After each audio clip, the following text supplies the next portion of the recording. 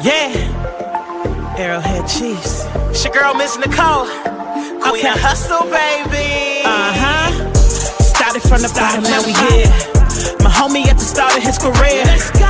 Try to win him early, hear the truth. Tune in every Sunday for the juice. Arrowhead Chief Podcast, bringing all the news. If you missed the play, come back for reviews. Cris Style, out here repping for the crew. Post game highlights, go subscribe on YouTube. If you missed the play, come back for reviews. Post game highlights, go subscribe on YouTube.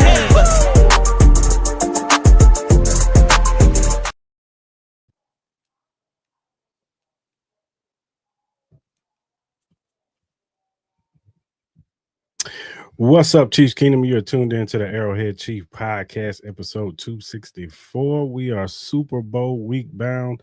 Sunday is the big game, Seahawks versus the New England Patriots. Like I said in the commercial earlier, this is unfathomed territory because the Chiefs are not in there. We're used to being in the Super Bowl, but we're not this year, y'all. So we got to sit back and be spectators and hate watch and, hope the Patriots don't, I don't know. I can't speak for the other two on the panel, but I don't want the Patriots to win. So, hate watch is crazy. I was thinking the same. I said, "Ooh, he's coming out swinging." we keep it real over here. We keep it real. But now, we got a great show for y'all, man. We got a guest coming on with us today, Ty Moore, sports content creator on TikTok, man. Ty, how are you doing? How are you feeling? Thank you for coming on. Of course. Thank you for having me. Thanks for the invite. I'm doing good, doing well. To your point, it's a little bittersweet, right? We're going into Super Bowl with the expectation of us usually being there. So, we have all of these things planned and now we're just, we're spectators. And so having no skin in that game, it loses its thrill and excitement, right? It's like, you're like, I'll watch it, but it's not giving what it once was. And so... Yeah. And so I'm all for the Bonito Bowl. I'm there for Bad Bunny. The football is, second to that. So it's interesting overall. Yeah, for sure. Hey man, I'm one of the ones that I can't wait for the Bad Bunny halftime show because I know he gonna bring some. Never mind. Wild card Mark. Wait, I'm supposed to be the wild card, not you, dog. Hey Mark, how you doing, man? How you feeling, man? Hey, all I know is the halftime show that they had with the game in Mexico or Brazil, where they had the salsa dances and merengue. It's gonna be that times 10. I need it. I'm here for all of it. Wait, I'm lying. I'm watching the Kid Rock halftime. I'm lying like hell. I ain't watching that. Don't do that. We do not. That is not the views of Arrowhead Chief Podcast. That is the clear views of Wild. No. It's giving rage bait. It's giving rage bait. Don't piss me off. My bad. Hey, my bad. Hey, I it's just jokes, y'all. If y'all want to watch Kid Rock and Turning Point halftime show, y'all by all means. But I'm gonna be watching Bad Bunny. Bad Bunny. Yeah. Shout out to Bad Bunny, album of the year, man. Album of the year. Hey, that just took the Super Bowl up that much more. Yeah, he was scooping up those Grammys. Mm-hmm. He's having a week. He's having a good week. Yeah, definitely is. All right, y'all. Listen, let's go ahead and start here. Me and Mara, we've kind of talked about this with other guests, but I wanted to get your insight on this. Ty, give your recap on how you felt on the Chiefs season as a whole.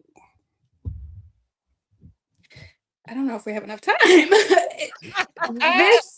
This season was very interesting to me. I feel like we had more but did less, right? Like incoming this season, everyone was talking about how we have all these weapons back and how, we're getting the band back together. Rashid Rice, everybody was back and it was supposed to be what it was the previous year, but on a higher scale. And it was very kind of disappointing. I kept going, like the first game we were in a different country. And then the second game, I'm like, we're going to get our feeding, right? We're going to get our mojo back. And we just never did. And it was very interesting. I think a lot was lost. We didn't have like the continuity. We didn't have the Chiefs, like the aura that we usually have, right? We always exchange different pieces and different weapons that we have, but we're able to bring it back together in some capacity.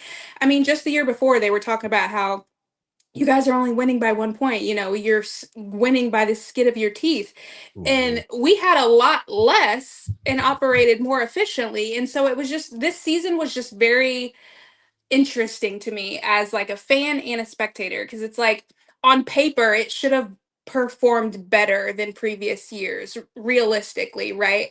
But Mhm. then there was something that just wasn't clicking. And I think a lot of the mistakes or a lot of the issues that were taking place were able to be safeguarded by the success and by the person at the helm, which is Patrick Mahomes. And so when he's not able to play his best, he didn't have people to be able to take up and, come up to his level and kind of be the scapegoat. Whereas normally he would have weapons or somebody would be able to compensate or overcompensate for his inability to do so in those moments. And it was just very interesting to see, like, okay, maybe we're not the shit, right? Or maybe we're not, what we think, right? Because we have rose colored glasses and we're like, I'm a stick beside him, right? That's my man. I'm a stick beside him. That's my team. I don't give a fuck. And so it was interesting to see how everything played out. And it's like, huh, okay, maybe we do need to make some changes. Maybe we do need to shuffle some things around, shake some shit up a little bit and see what happens. And I think that we're seeing that play out in real time, right? With all of the changes happening and the people coming, going, people coming back that were once here, the different opportunities that people are being given. Because the Chiefs and Andy Reid, he's a second chance, third chance, fourth chance, fifth chance. Like, he gives people chances over and over, whether it be the players or the personnel within the front office. And Mhm. so I thought this season was just very interesting, and it was weird. Yeah, yeah. Yeah, I think this season should be hindsight 2020 because we kind Yeah. of should have saw the writing on the walls from the Yeah. offseason. Just some of the moves that Brett Veach had made in the offseason, not really investing into the running back room. Like, Yeah. me and Mar had been talking about all offseason leading into the season. Like, we need to get a running back, Isaiah Pacheco. He's not what he once was from the leg injuries. And, he has his deficiencies. But even with his deficiencies, when he was healthy, he was still a pretty decent back. You know what I'm saying? He Yeah. could get the job done. Kareem Hunt, he's coming off the couch last year. So maybe this offseason, he's got an offseason program. He's going to come Hmm. in a little bit better from the start of the season. But we still was all in. Like, we need to get a running back in the draft. And when they waited to the seventh round to get a running back, it was just kind Yeah. of like, all right, I like Brashard Smith. I watched him at SMU. I know what he can do, but he is a Yeah. wide receiver, change running back who had a really great season for doing that, 1,300 yards. You can't snooze at that. But No. at the same time, he's only played running back for 1 year. So it's kind of like, I wish they would have invested more into that position and on the defensive line, even though they did with Omar Norman Lott. They tried to bring him in to try to be the secondary pass rusher Yeah. on this team. But then also some of the offseason things that they did with him, trying to make him gain weight and get him bigger and all this other stuff. And that's not his game. His game is he has a fast step and he can get after the quarterback. That's what he did with Tennessee, even though he had limited snaps in Tennessee. That's just how they do things over there. Yeah. But it was just, we kind of should have saw the things, the writing on the wall, just even with the receiving room, from the Brazil game. It was just kind of like third snap in the season. Xavier Yeah. Worthy gets hurt from Travis Kelce. And it's just Yeah. like, all right, man. I Is I this how this agree. gonna be? Yeah, I agree with the beach statement, but he's so prolific. Like, he's known for doing such wonderful things, and I think Yeah. I think it comes to a point where sometimes they get complacent and it's like, okay, well, this person did well, let's give them Mhm. another shot. Or you're you're focusing on their potential, like, ooh, the Pacheco situation. Oh, he did so great during X, Y, and Z, right? And it's the injury. He's going to come back from the injury. He's going to be well equipped. He's going to do all of the things, and he's going to be what he once was.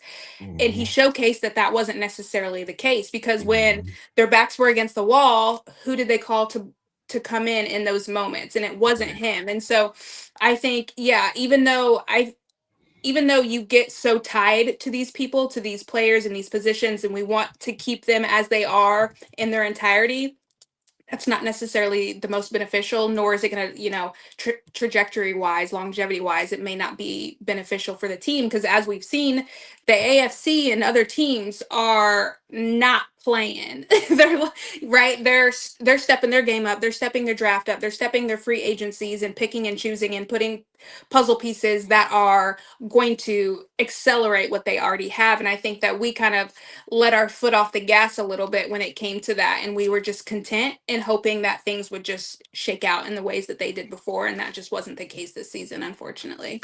Great, great point. Matter of fact, not only did they let their foot off the gas when it comes to continue to raise the bar, because I think after the first Super Bowl, it was like, oh yeah, Chiefs, oh y'all cute, y'all been losers all y'all life, y'all got a Super Bowl, oh Yeah. Hercules. And then the second one came, and then everybody's like, all right, we got to start paying attention to these in the Midwest, like something going on. And then as they are paying attention to us and are literally combating everything that the Chiefs have been doing through free agency, through draft, and building to, literally go against the Chiefs. The Chiefs are like, we got Patrick, Cris, Trav, we cool. And to your point, I kind of felt like it all came ahead this year, because then you compile it with all the injuries and the unfortunate Josh Simmons leave of absence. You can't do nothing about that. Right. Some other things that kind of happened this year. You're like, oh, well, damn. Yeah. Right, so everybody's caught up, and we're still just here. What are we? Yeah. And to your point, yes, a lot of teams, like, our photo is that photo on their wall, like the team that you must go through. You must go through Arrowhead. You must beat them, right? Like, we're that X on that wall that they're seeking revenge in some capacity. And so I don't think you can't grow if you don't lose, and you can't dissect or pick apart what was done right, what was done wrong, and how are we gonna, make shift and move things around. I think we've become so complacent with winning in the ways that we won, right? Even if it was by the grace of God, by the skin of our teeth, those 1 point differences in winning, it was like, a win is a win. Yeah. Why was it so close? Like, what went wrong? We need to break these things down. And so when you're winning, it doesn't force you to kind of like peel back those layers and figure out what could be done better. Whereas other teams are like, we're not going to let that happen again, right? That was embarrassing. We can't lose like that. We can't do that. And it was just interesting, that loss for the Super Bowl against the Eagles, when we got our asses handed to us. And I was like, oh my God. And so in doing so, you would think that this would be our revenge season of like, we got our asses beat. I mean, that was one of the reasons that Travis Kelce was coming back, because I can't end my career like that, looking like that. Absolutely not. Will that be my legacy and how it ends? And so you could do all of these great things, but we're not ending like that. And so he lost, the 25 pounds, and it's the best shape that I've ever been in such a long period of time. And this is what we got. Okay. Well, this season was I'm going to call it an outlier. It's something weird, some curse of some sort. I think that they were doing voodoo down in New Orleans, and that was, they're still continuing to hit us. And so I'm just going to chalk it up to that was that. And hopefully they get their shit together, in the off season, and they draft correctly, and they do the free agencies, and they take advantage of opportunities that they didn't do this time last year. Big facts. Yeah, and and then it also goes to the personnel as far as coaching staff too. Connor Embry, the Todd Pinkstons as a running back coach when he was a wide receiver. You know what I'm saying, in the league, and it's just like, I think they just kind of was like, anybody can coach these guys up. Like, we'll just. It's like we're playing Madden on easy mode. You can't just plug and play. You can't just like pull a body in and start a game controller and hope for the best. That's not, this is real life. This is not how that works. You can't lie on your resume when it comes to the NFL and just like on-site training. Babe, that's not what we do here. You need to know what you're doing before you step into these four walls. Yeah. And I just think the receiving room wasn't really respecting Connor Embry. You could tell, like, the development of Rashee Rice. It just didn't, like, he had his games where it was like, okay, Rashee Rice looked like Rashee Rice. And then there were certain games where he just got the drops all of a sudden, and it wasn't good. Xavier Worthy, his development, and I think a little bit most of it had to do with the injury too. He's playing with that bad shoulder. He's playing with an ankle injury. Like, he's trying to fight through it, but at the same time, you just don't see no growth in his game. You know what I'm saying? Like, he's still having some of the same issues with not knowing where he is on the field and all this stuff. So, I just think that personnel wise, there were some deficiencies in the coaching staff, especially on the offensive side. Defensive side, not so bad. But offensive side, yes. And they're making some of the corrections this offseason, but Yeah. that was something that you could say hindsight 2020. We probably should have expected this season because it was just like, hey Pat, go be great. Yeah. Go Yeah. be great. And You it's gotta like be. he can, but the burden of that responsibility to uphold, 10 other players at the same time, like he can't do that. It The greatest literally of the cost him a greats leg. can't do that. Right. Yeah, it literally cost him his leg. So Yeah. all And to that your wear and point with the tear. receivers, a lot of it too was just everything just looks so inconsistent. To your point, like they would have a great game. One of them would shine and it's like, okay, we're getting our groove back. We're getting our momentum back. And then it was like it was a flop. So it's just very inconsistent as well, which was interesting to see. Just some of the play calling too. It was just Yeah. like, what are you doing, Andy? Like, what is this? Like, Uh, this ain't getting it done, man. You need to switch some No. stuff up. No. this ain't it, Chief. Yeah, Yeah. And if literally. those plays were catered or tailored to those people, and it clearly was not. Yeah. Yeah, it wasn't. It wasn't. All right. So now, going into this off season, Matt Nagy is gone. His contract expired. I know a lot of Chiefs Kingdom is happy about that. Yeah. Um, RIP. yeah, he went to he is now he has been announced today as the offensive coordinator for the Giants. But we got a returning face, Eric Bieniemy. He's back in the building as the offensive coordinator, and I think the one word that everybody was speaking on was accountability, and something that people felt like was lost when Eric Bieniemy left. He went to go to Washington to try to be offensive coordinator for them so he can get a head Yes. coaching job. And it didn't Yes. work out for him. And then he went to UCLA to, help his friend out. Didn't work out there. So then he returns to Chicago as a running back coach. We all see how Chicago looked this year. They were a game away from going to the Super Bowl. Yeah. So, or at least the NFC Championship game. So, yeah. Now he's back in the building. And it seems like everybody has signed off on this. Patrick Mahomes, of course. Andy Reid loves that he's back.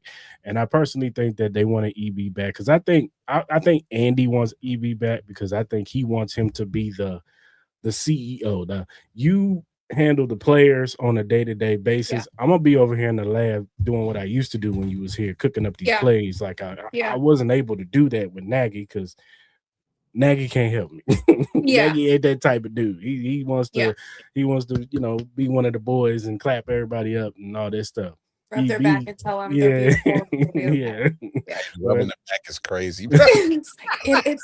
It's okay. You're a superstar. Okay. Yes. Don't read the comments on social media. Yeah, don't worry about that interception in the red zone. Don't worry.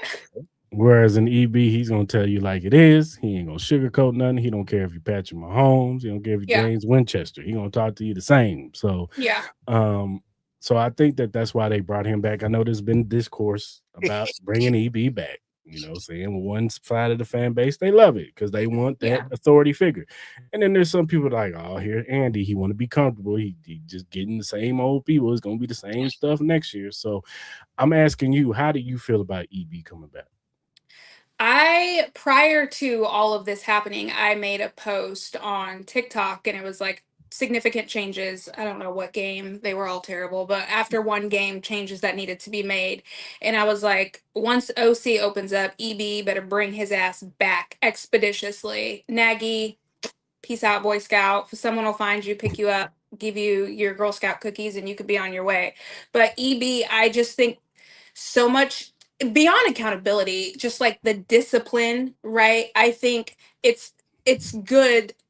Andy Reid and him together, it's like good cop, bad cop, right? And then to your point with Nagy, Andy was almost spread too thin in the sense of like he was taking care of more responsibility than he normally would have been. And so, yes, if the play calling was off or things that would have normally been little minute details that wouldn't have slipped or wouldn't have gone array, he wasn't able to counteract that because again, he was spread too thin. Whereas when EB gets back, it's like, okay, again, good cop, bad cop. Andy, go do what you need to do, because you know that I have these motherfuckers back here. The drill sergeant is back. Get in line and follow suit.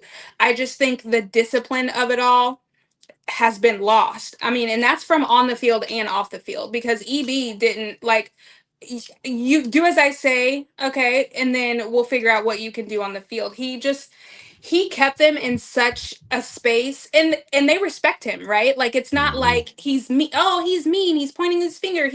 I think if you instill discipline whilst also having the respect of the locker room, and they can see the follow through and the result of such discipline, it's easier to maintain those relationships. Now, if he was just being a hard ass and he was pointing the finger and saying, do as I say, not as I do, and there was nothing to show for it, right? Like, if they weren't getting the outcomes that they wanted, then that would be a different conversation. But I mean, just from like a statistical standpoint, like the decline from when he was there to when he wasn't is pretty significant, right? From like all of the measurements. So yes, some people are like, why don't you try something new, right? Why don't you get fresh eyes, get somebody new that hasn't been in there before, and give somebody else an opportunity? And I can understand that, right? Like those are very valid, to give somebody that may have not had an opportunity. But why not, if the stars are aligning, he's got an opening, we have an opening, we know what he's able to do, right? Like, we have historical data to validate he knows what he's doing, and he can get these men back to where they need to be, versus like bringing someone in and almost starting over and like rewriting the script, when we already have something that's pretty ironclad, that we can use the data to receive. Like, oh, okay, he's here, Andy's here, like everybody's here that needs to be here. It's just a matter of like reinventing it based off the pieces we have now, because the pieces may not be the same, but his approach and his ability to keep people accountable and to instill the discipline for them to get to where they need to be, that's still very much viable. And so I was rooting for it before it even came to fruition. So he was already putting that in the atmosphere before the season was over. Yeah, I made that post, and then when it happened, I had so many people tagging me. I was like, they just need to give me a job. Really? I don't know what they're doing. hey, you and Chris both, because he been telling, hey man, get Shamari Connor out the slot for like the whole last 2 years. So. And I think everybody's differently. You got to treat everybody differently. It's that whole concept, it's not what you say, it's how you say it. And I think people receive information differently. Some people don't mind a hard ass. Some people don't mind a drill sergeant. Whereas others, like, you need to pull them to a side and not embarrass them in public and not have those hard conversations in front of people. So I think in the way that he does hold people accountable, and he is the disciplinary, I think they also have the respect to know that, like, if something does need to happen or does need to be said, he's not going to do it in a way to embarrass them. And so again, I think he already has the respect of any and everybody that he needs it from. It's just a matter of like coming in and reestablishing that, and just like going. The trajectory is looking better than it was a few weeks ago. Hey, even Tyreek Hill, who's not even on the team, has always praised EB. I saw a clip the other day, and I saw it, of course, Super Bowl 54 when it happened, before they lost. Like, he had that pass, and he was like, Tyreek thought I was about to jump on his ass. I was like, nah, bro, like, we don't need you. And a few plays later, Walsh happened. So it's kind of like, he is that disciplinary, but to your point, Ty, he's also, I guess, adult enough to recognize how to approach people with that discipline. So it's you can give tough love, but you also gotta know when to praise and know when to back off with people at the same time. So he gets that. So and I know a lot of people say, oh well, he's been bouncing around, he can't get a head coaching job, but I'm like, and not to his fault. Right. You know what I'm saying? Like, if we're being honest, there's a whole bunch of coaches that's been getting jobs over the last 5-6 years, and I'm like, ain't no way I would have taken him over EB. Ain't no way I would have taken him over EB. Ain't no way. So no, I mean, it's the NFL. We don't have to dive into that, but it's very much the NFL. But no, I mean, he deserved ample opportunity just like everybody else. But I think coming back is what he wanted to do. And even Tyreek, he's dropping his little subliminals. He wants to come home too. So, I mean, the Chiefs in their record and what the organization which they've created is not like a terrible landing spot, and there's people that go away and want to come back. I think that also speaks volumes to the organization and the curation of everything that You they've said it, John, not established. us. So, Yeah. You said it, John, not us. Hey, I saw the comment the same time you did, and I was like, I mean, You said John, not us. But yeah. we hear you. We hear you though. Hey, cheers to you, John. Yeah. No, but as far as EB goes, man, like you guys have been talking about, when he went to Washington, and I was having this conversation with somebody on TikTok back and forth, and he was like, "Oh, he's a terrible play caller. Look at his time in Washington." I'm like, dude, he had Sam Howell. Like, come on, man. He was set up to fail. Like, he really was. He really was. And he was like, "Oh, well, his running backs was running this, and he was trying to throw the football all the time." It's like, dude, he probably didn't. He had to do what he had to do. Like, it is what it is. And maybe he learned from that situation, like, okay, I can't. And he even said it in his presser. He said, I had to learn that I can't do the things with Patrick Mahomes that I can do with Sam Howell. Mm-hmm. I have to learn to adjust my scheme according to the players around me. Some of those guys can't do what we were doing with the Chiefs. We had Tyreek Hill, generational player. We had Travis Kelce when he was generational. Like, I can't do that over here. You know what I'm saying? I got to kind of, do the strengths, go to the strengths of my players. So I think he learned that going there, and even going to UCLA. I think he learned that too, even though it didn't work out. But I mean, that's even that. UCLA, come on, let's be real. To your point, like, he's learned a lot. Imagine, not to shit on people, but imagine going and having the weapons and having the people that you have and being able to implement these schemes and do all of this, to then go somewhere where you're like,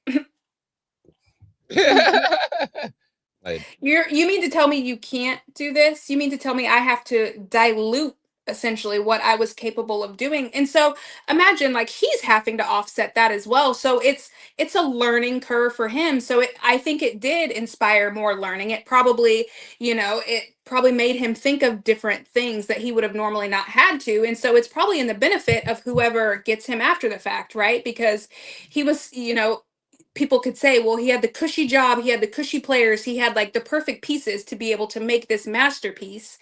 And so when those were taken away, it forces you to reevaluate. It's like, okay, wait, they don't have this same skill set. They don't have so how am I still going to be able to make them successful? So I need to pick apart and peel back layers and figure out what they are capable of doing. And again, to a sense, not to be rude, but you have to like lessen or lower your expectations, because not everybody is a Patrick Mahomes. Not everybody is a Travis Kelce. Not everybody is a Tyreek. And so it's not fair for you to put that expectation on them when you know that's not something that they're capable of doing. And so for that, I think it's probably, if nothing else, made him a better now, because he's had to come up with different things that he didn't once have to do. And so we're getting a better version of him now. So big facts. As you were talking, Ty, I'm like, I think we got the best version of EB this season. Yeah. And hasn't even happened yet. And why you say, and I say that is because I thought you did a phenomenal job laying that out.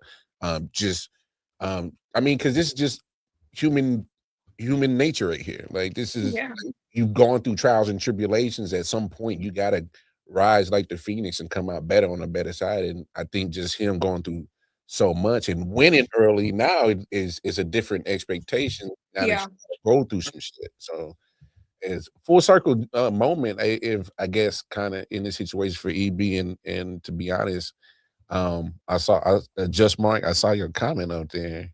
If Andy Reid were to retire, and you said the coach is already in the building, he is. He is. Because the thing about EB is, he's not the play caller type, but maybe he's the authority figure type head coach, like a John Harbaugh, like a Mike Tomlin. Them dudes didn't call plays; they had somebody else calling plays. They won Super Bowl. Yeah. So, and then respectfully, when they were calling plays, we could see, like, go back to what the fuck you were doing, because this ain't working. I mean, do we want to talk about the Lions, sir? please. Get somebody in the building that knows what the fuck they're doing. About that one, John. Spags, because I think when Andy goes, I think Spags goes. I think he retires too. Yeah. You don't think he'll stay where he be? I think he dips. I think the person that'll probably take his spot is Dave Merritt. Okay. I think that's who he's grooming to be the DC. I don't hate that either. But to your point, all of those people are in the building. You might as well just create the pipeline and keep continuing to build off of what they've already seen and what they're working with now. I ain't mad at it. I'm not mad at it. That's a great point. And the one thing I do see the Chiefs doing when people are complaining about new voices in the room, they did hire the new wide receiver coach, Chad O'Shea. They're bringing him in. He has a well worth of knowledge as a wide receiver coach. He looks good. That resume looks good. He coached with the New England Patriots when they were on their dynasty run. Wes Welker, I know Randy Moss, is Randy Moss, but Julian Edelman, he praises him. Even Rob Gronkowski, who's a tight end, but he still praises him too, because I'm sure he gave him pointers too. Right. So that's a good thing. They also hired some offensive assistants from different places to come in and help another wide receiver coach to be like an offensive assistant. So they're really investing into this wide receiver coaching staff, because they're trying to make sure that these guys take a next step and have the fine details of the game plan when it's time to go out there. You want the best version of Rashee Rice. You want the best version of Xavier Worthy and whoever else, Jalen Royals, hopefully he gets on the field this year. So, and whoever else they bring in. So I see them trying to get outside voices, you know what I'm saying? Maybe some younger assistants to come in and help out and give Andy new ideas from the college game, because Andy likes to implement stuff from the college game. That's what made this offense so great when Patrick got here, was that he was implementing stuff from the college game, adding different type of plays and schemes and stuff like that. So I do think that he's trying to get some outside voices in here. It may not be from where y'all want it from, because I know y'all wanted somebody from the Sean McVay tree, the Kyle Shanahan tree, and which I get, you know what I'm saying? He has a great tree, and those guys get some good coaches off their tree. But at the same time, that's not how Andy operates. And those dudes don't want to come over here and not call plays. They've been calling plays for most of their lives. Now they want to relinquish that to Andy Reid, and how great Andy Reid is. Like, dude, they got egos too. If I'm a offensive coordinator, I've been calling plays. I'm not about to go to Kansas City to be like, okay, Andy, whatever you want. Like, no, I want to go somewhere where I can shine, so I can be a head coach one day. So it's going to be interesting to see what other players they bring in, or other coaches they bring in here. So yeah, I mean, that's the first question you ask anyway. Yeah, man, we want to bring you as OC down. You can work with Patrick Mahomes. Just work with him. Like, am I calling plays? What's good? No, you just working with him. Make sure he get his coffee and stuff. Oh, so I'm a highly paid quarterback coach. Not his coffee and stuff. No, man, you can go get some Krispy Kremes and stuff. You know what I'm saying?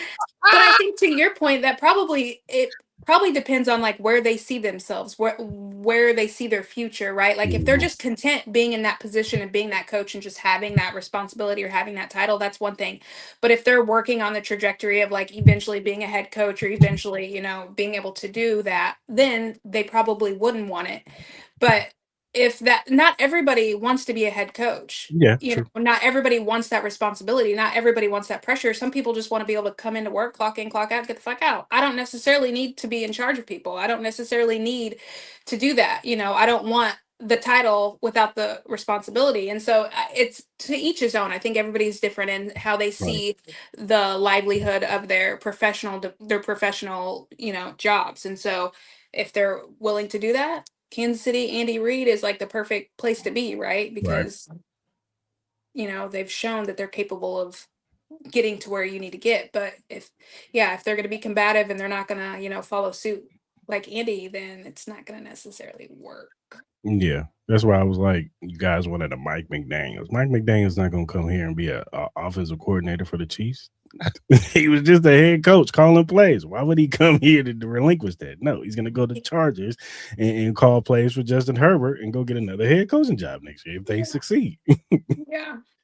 If they get to the playoffs again and they actually win a playoff game next year, he's getting a head coaching job. And our offense is top 10. Yeah. Yeah. I think people are so think of it they isolate the situation. It's like, well, he's good at this, or he showcased this, or he's capable of this, and not looking at it as a whole in its entirety. It's like, okay, he's capable of doing this, but do they mesh together? Do their personalities work together? Does their work style work together? Is one, again, the EB and Andy thing, is one able to rally the troops and get the locker room together and be disciplinary, and one is just the coach. And so they need to work together as a unit. They can't just be siloed or compartmentalized and working independently. That's not how that works. And so, oh yeah, this person's great at this, okay, but they're not going to work together.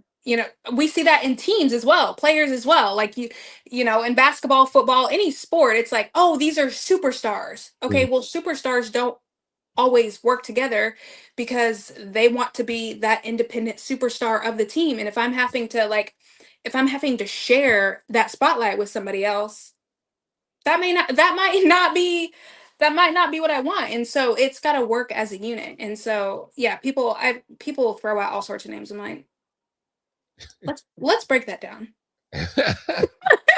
Let's be real. Yeah. Not happening. We're not getting none of these guys who have been calling. We're not getting Cliff. I know Cliff and Patrick Mahomes had a relationship back in the day with Texas Tech and all that stuff, but that's not happening. Now, it sounded good when I first thought about it. I'm like, but and obviously, it's initial emotions, and then sometimes you put logic into certain things. You step back and take a look at the actual realistic evidence that is presented to you in your face. You got to take it for what it is. So yeah, my biggest thing that I always tell people about, when I argue with people in the comments, because that's like my second job, I always express like facts over feelings, right? Like you can feel a certain type of way, but your feelings don't supersede the facts, okay? And if you're not receptive enough to once been given new evidence or new information, if you're not willing to change or understand a different perspective based on new information, I can't help you. I'm not, go touch grass. Like, I can't argue with you. Or smoke it. Oh, whatever's going to get you out of my comments. You know what I mean? That's funny. All right. So everybody thought that this was Travis Kelce's swan song this season. Even the last game, he kind of did like this. Looked like he was about to leave. That was so dramatic. That last game. Yeah, in Arrowhead, yeah, it was. Hey, if I hear Al Michaels say something about it like one more time, I'm like, yo, bro, like you really gotta chill, bro. This is getting ridiculous. Was Hallmark there choreographing and filming? Like, why did we get so many angles? We had the music, I was just like, if this motherfucker don't retire, I'm gonna be mad because this was too much. Well, Ty, EB came back and Mr. Travis Kelce said on the New Heights podcast that he was excited to see him in the building, and even in EB's presser, he said he talked to Patrick Mahomes and Travis Kelce, and he's excited to see them in the building. So I think with the EB hire, I think Travis Kelce is coming back for one more season. I think Patrick Mahomes is in his ear. I think Andy was definitely, hey man, let's just do this one more year. Come on, man. You saw that you got a little bit left in the tank, and we're gonna make sure that you ain't the focal point of the offense this year, because that's my thing with this offense is that they can't let him be the focal point anymore. The tank is defective. Yeah. So, but he had a better season last year. He did. He was the number one. He led all tight ends in receiving yards in the AFC last year. So, you know what I'm saying? He had a way better season than what he had the year prior to that. Prior to that, he was just loafing around, just there. Just a body on the field. Yeah, he was. He was just there. But do you want Travis Kelce to return, or do you want him to retire? I feel like this question is layered, right? So do I think he should retire? No, not in the sense of like his productivity or his performance. Like even on some of his worst proficiencies, he's still better than a lot of other people, right? And that's saying something, where even at his worst, he's still where he needs to be. And so I don't think it's necessarily productivity. I don't think it's, what he's able and capable of doing.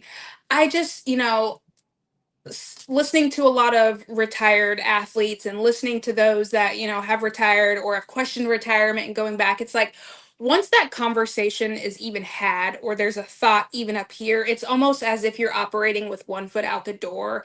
And so like, how well are you going to perform, right?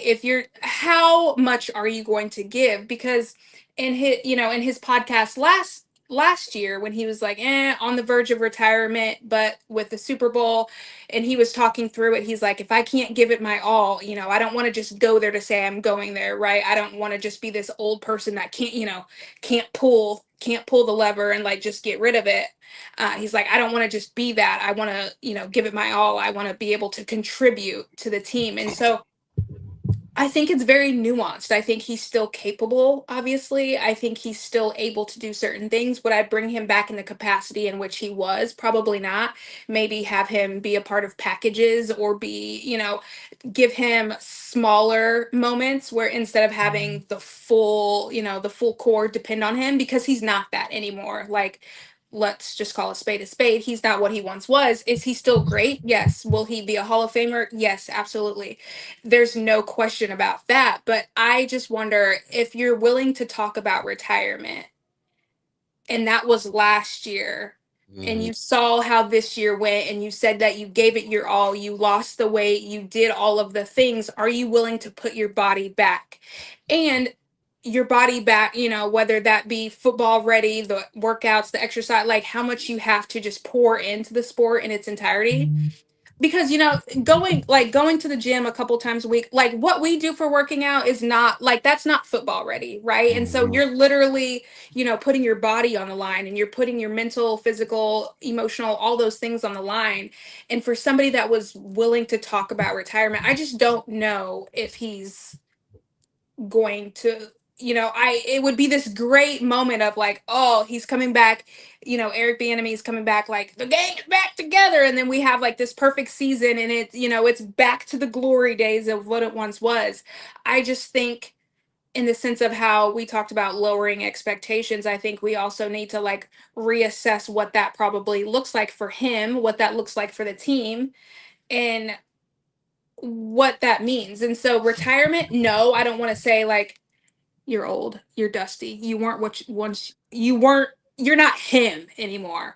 So kick rocks. Like, I don't want to say that, but also I'm like, you talked about retirement. Like, was that a flippant comment? Because if you're willing to come back to like avenge that Super Bowl, or if you're willing to come back because EB is back in the building, like what does retirement actually look like to you? Or are we going to do a Tom Brady, you go out for a year and then you fucking come back and you like, it's just a scheme. Like, what are we doing? Are you really retiring like your brother, or are you retiring like Tom Brady and then you come back and you have this like glory moment? And so I don't think he needs to, in the sense of you're old, you're washed up. That's never the conversation. I just think if you can't pour into it 100% what you would give on a normal basis, I just think you need to let it go. Yeah, you made a key point. It's the mental part, and I think, and even sometimes, and I could probably got testimonies on this. Just as a man, we don't really hone in on that mental part of certain things. Yeah. So, like, and then because for me, like over the last few years, I've been, big into mental health, especially men. So it's like, I don't know how. Obviously, I'm not a professional athlete, so just that mental aspect of it, like he has to consider that, because there's no way you can go into a certain mind frame like you about to get married, you got the wedding, like Yeah. Taylor's expecting a certain kind of man at the house, and she's getting something different. So like you don't want to have that mental part become a defective part and then affect the rest of your life. So Yeah. it's a lot to really think about. But I'm kind of with C, man. Once I saw EB back, like, oh, that was an exciting little spark Yeah. I saw in your face. Yeah. No, I agree. But to your point with the mental thing, there's also the other side, right? Where it's like a lot of players that retire, they don't know what to do with themselves. And so they have this almost like identity crisis in the sense He has of, a lot to do with himself once he gets off. right, right. Like I'm used to structure, I'm used to regimen, I'm used to discipline. I wake up at this time, I do this at this time. Like there's an expectation of what my day is laid out and looks like. And so for a lot of players, once that's done, it's like I don't know what to do with my hands, or like I don't know, I have to recreate a hobby or recreate what my life look like on a day-to-day basis. And so that's another aspect of like, yes, retirement would be great, but like am I going to go fucking crazy if that is the case and I don't know what I can be doing? Whereas, yes, to your point, he's a little bit different in the sense of he's probably got ample opportunities to do things beyond football, beyond the field, whether it be he's on TV or I mean, he goes to Hollywood and he's doing all of the things. And so his idea of what retirement looks like may be a little bit different, but it's not lost on me that a lot of players do suffer with an Mhm. identity crisis once they're out, similar to people in the military. I know because I'm in the military. I was in the military. And so when you get out and you're again used to discipline, used to regiment, used to like I know what I have to wear every day. I know where I have to go every day. I know like I don't it's almost to the sense of like I don't have to think because somebody's going to tell me what to do, where I need to be and how I need to do it. And it makes it easier for people because structure is beneficial to a lot of people. And so once you lose that structure and it's like, oh, I have to cook for myself, or like I have to decide what I have to wear, what I have to do. Like a lot of people go into like a state of depression. Sometimes people slip out of it and sometimes they don't. And so there's that side of it too. And it's like retirement may sound great, but not everybody's going to be on a beach sipping pina coladas when they're Right. retired. And so it'll just be interesting of what he decides to actually do and what that looks like next season. Yeah, for sure. Yeah. Go ahead, Omar. Nah, I saw John's comment too. I think that kind of plays a part into it too, and we kind of talked about it. His last comment, I need to get the successor so that he can learn from Travis. I mean, they we got to give him a reason to get the hell out of the building. I, I'm not trying to put too much into that little Isaiah Likely liking Patrick Mahomes little tweet. I ain't trying to put too much. Man, don't be paying attention to them No, lights. I'm just saying, but I'm just saying though, Isaiah Likely. I'm just saying though, if you We see everybody like something. Justin Jefferson that likes something from Patrick Mahomes. Everybody, oh, Justin Jefferson. It's like, he ain't coming here. Nah. If it was Jamar Chase, I knew it'd be some bullshit if he liked it. So, No, Jamar Chase. Justin Jefferson. No, I'm cool with Justin. Like I'm just saying, but I'm just you gotta force him out the building because you got something that's going to take us into the future in that position. And maybe it's just me being bratty. I mean, I got Tony. Or maybe not the tight end position. Maybe, hopefully, Rashee Rice can take that step forward. Somebody, maybe Xavier Worthy can take that step forward, and those two can be the 1 and 2 weapons that we need. That Travis ain't got to feel like the weight of the world got to be on his shoulders. He got to make a play. I got to go out there and do something because he can't do what he used to do. Like, that's true. And we went into last season thinking, okay, when Rashee Rice comes back from his suspension and we got Xavier Worthy and a Hollywood Brown and we got the 3 trio, Travis Kelce, he's just kind of like the third down guy and the red zone guy, and we ain't got to use him so much. And then it turned out, no, we still got to use him because Rashee Rice is having his issues and he hasn't developed. But then Xavier, I already talked about Xavier Worthy and Hollywood Brown. He's up and down. Tyquan Thornton, they use him, then they don't use him, and it's just like then the running back situation ain't great. So it's like we got to old faithful. And then Patrick, he's probably thinking the same thing too. He's not liking what he's seeing on the field. Where's 87? Yeah, that's true. You're like, I don't want to leave it worse off than I found it, right? You're like, I want to make sure that it's in good working, operating, condition before I leave it, especially if you've been here your entire career. Like this is the place you've started, the place you started, the place you want to end. You want to end it knowing that somebody is going to take the reins and be able to carry on what you've instilled. And so I see that point too, where it's like, maybe I want to leave, but I can't leave, right? Like I don't want the burden of that to be placed on somebody else when I know I'm that person that they go to. So yeah, that's a good point. And I ain't trying to A put lot of this in the pressure. air.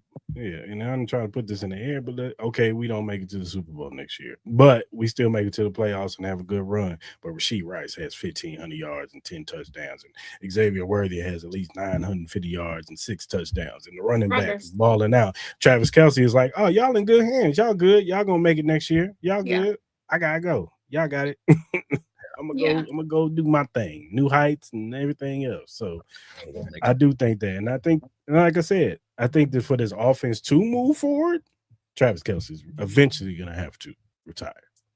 Yeah, because they can't plan around him. Like they can't Mhm, plan for the future whilst also planning around him. Like those are mutually exclusive. You have to do one or the other. You can't do both because that puts a lot of pressure on whoever is coming up to be able to be a carbon copy of him. And that may not necessarily be their wheelhouse, right? They may not necessarily be able to do the same things, have the same build, have the same capability, let alone have the same rapport with, Patrick at the helm. So mhm, at some point somebody's going to have to make a decision. We're either moving on with him or we're moving on without him, and that may look, I don't know who's going to make that decision, which is hard because it's like, well, if they're saying they're going to leave it up to him, then that could be their downfall in the sense of, okay, he's not going to be here forever. If we're going to move forward with someone else, we're going to have to move him out to create that space for that person that we're going to move on with. Dig that. Man, hey, Mike, why you? I just think you just want to get rid of Andy, bro. I just think you just want to get rid of Andy. And you're like, I like him and all, but No, I just think I think he's saying that like if Andy and if we win the Super Bowl next year, I think he's saying that Andy and him would retire together. I listen, with all this moving and all the changing and all that, when they move over to Kansas, I bet they're all gonna be like, that's my time. By the time the new stadium comes out, Yeah, we're gonna I, have a new coach, probably a new quarterback. that's what I'm saying.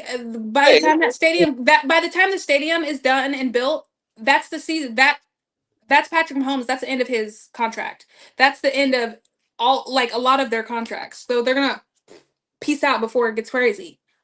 Yeah, 5 years, we might not have Patrick, man. He might be somewhere else, dog. Yeah, and Chris Jones, he was asked about it. He's like, 5 years. I ain't He gonna gonna be here. be, yeah, That's gonna be somebody else's problem. Like, I won't be here. he said I won't be here. Literally, he's like, I won't be here. Yeah. Next. Next question. So we'll see though. But Yeah. It'll be maybe interesting to see. maybe they'll hold on to Patrick till about 36, 37. Hey man, we need you, Patrick. Let's play 2 seasons in there. And I need you. That's Clark begging. I need to sell these tickets, bro. I need these more zeros it'll be on this interesting check, Clark. the Need team some more won't be- zeros. The team won't be what it is now, right? And so you're selling this experience based off the dynasty that is the Chiefs, right? That's why they It's jumped gonna- on it. Yeah, it's gonna look a whole lot different. That's why Kansas is like, this hurt. We're giving this $1 billion while we can. And if Travis Kelce is gone, so are the Swifties. And so that money, that revenue, like the whole concept that is what it is now is not going to be 5 years from now. The team's going to look completely different. Yeah. That Swifty done bought a lot of money, but to them cats. Also, wild, like Colt crazy is like they didn't brought so much money to the Chiefs. They over there gigging. That's why Clark really like, hey, bro, man, why won't you stay a couple of more years, man? You're now fiance, and then when she come your wife, even better. Like, come on, bro. Yeah. That. Even if he does retire, he's still going to be a part of the organization in some capacity. He'll be in the booth cheering his own, whatever. He's definitely banging the drum first game of the season at Arrowhead. Oh, the season after he leaves, yeah. Oh yeah, first home opener, yeah.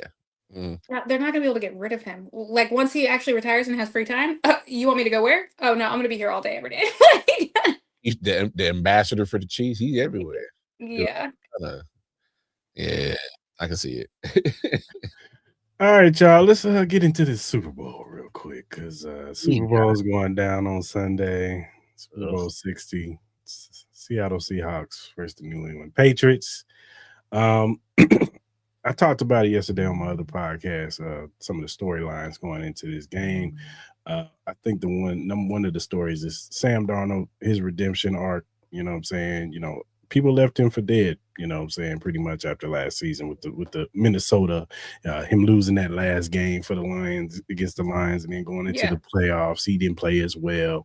So he goes to Seattle, and people are still having their reservations for him. Like, oh yeah, Seattle's good. They got some good players around them, but Sam Darnold, is he going to be able to get it done when he need to get it done? Is when the chips fall, can he rise above all of it? And look, man, he showed it. Yeah. Look, the 49ers game, I get it. People still had their reservations. The 49ers, they limping in here. Their defense ain't what it was. Fine. Fair. Yeah. I give you that. But then in the Rams game, he balled out. He balled out. You know what I'm saying? Keep my name out your he balled out and he showed out and he did what he needed to do. And that's why the Seattle Seahawks are right now in the Super Bowl. And then on the other end, you got Drake May, it's his second year, but it's really kind of like his rookie season because he didn't play that much. He played 3 games towards the end of his first rookie season. So this is really his rookie year. But he had a MVP type year. People have him as an MVP candidate. Some people are picking him to be the MVP. And I know they didn't have a great schedule, but hey, nobody expected the Patriots to be here. So even with that easy schedule, maybe they make the playoffs, but nobody expected them to be in the Super Bowl. And look, do I think Drake May has played particularly well in the playoffs? No, I don't. Has he went against some good defenses? He has. You know what I'm saying? Chargers defense, they're pretty good. They are. Houston's defense is probably the best defense in the league. So and if it wasn't for CJ Stroud giving out gifts, they might have won that game.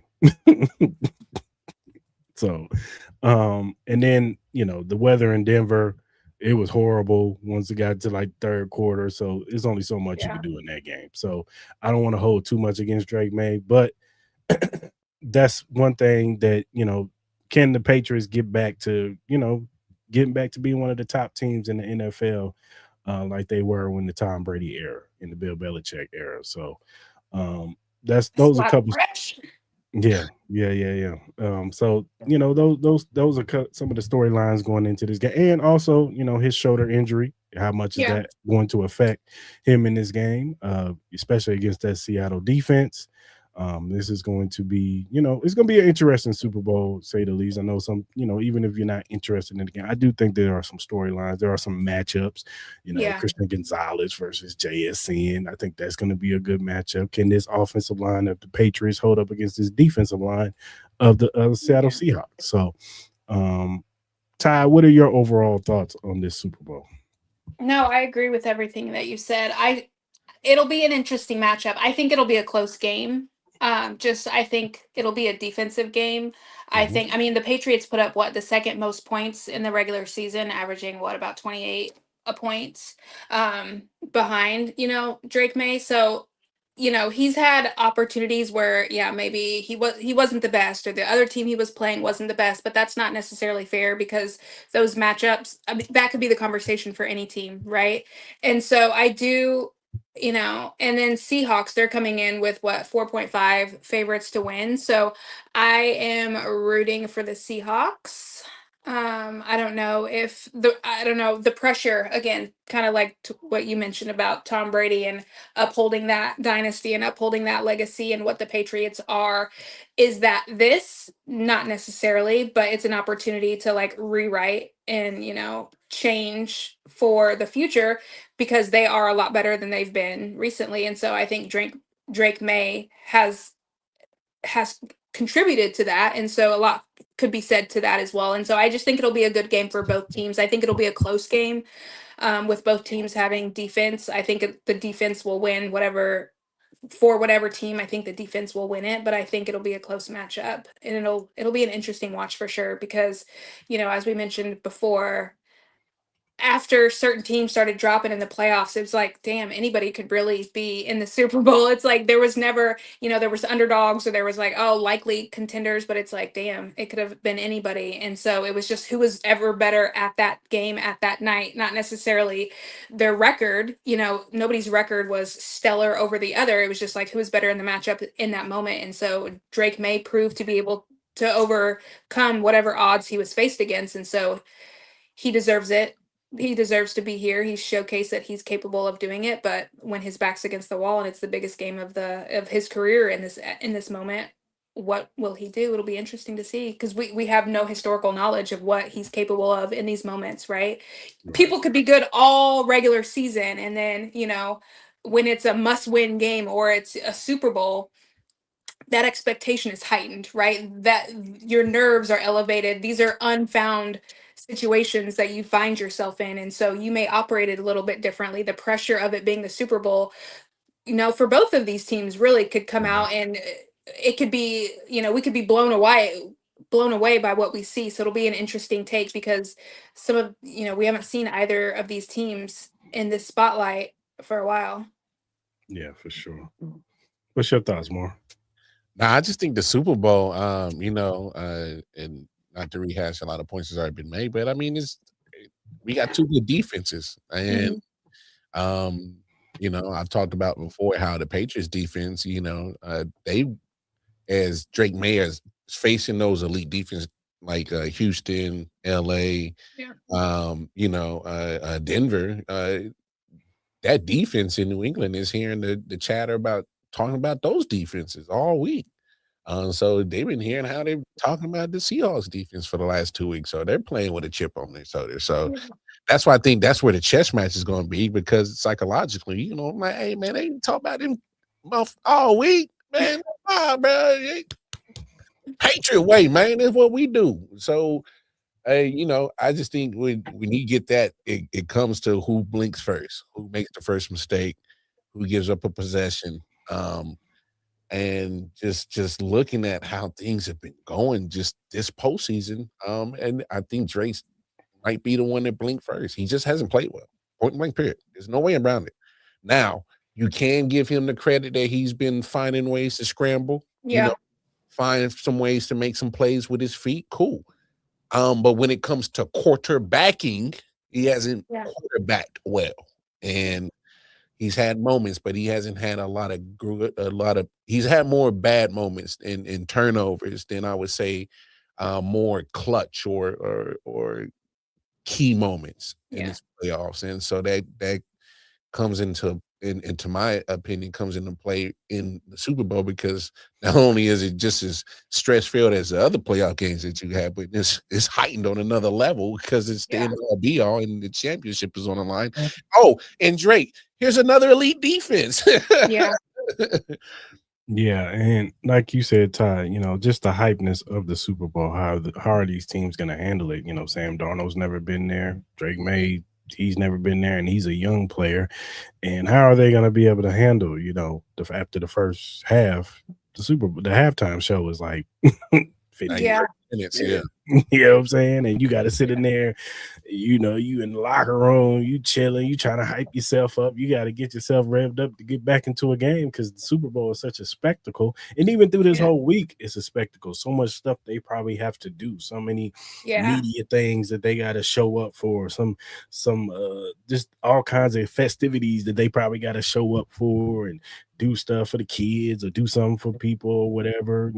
So their schedule is already off. And so there's so many things that could contribute to their inability to get back to what they once were. And so I think it's a lot of pressure. I mean, mind you, teams that have been there over and over and over, whether it be back to back or just within the last 5-6 years, they still have those like Super Bowl jitters, right? Where, I mean, it's to your point, it's that last game, it's the end all be all. This is it. Like you've worked your entire season for this moment. And so the pressure, the not having the stability of your schedule, not have like all of these distractions and all of the spectacle that goes into said event, I mean, could deter anybody really. And so for these to be such newbies in this, it'll be interesting to see how it plays out. And so is it going to benefit or be worse off for one or the other. It'll be interesting to see.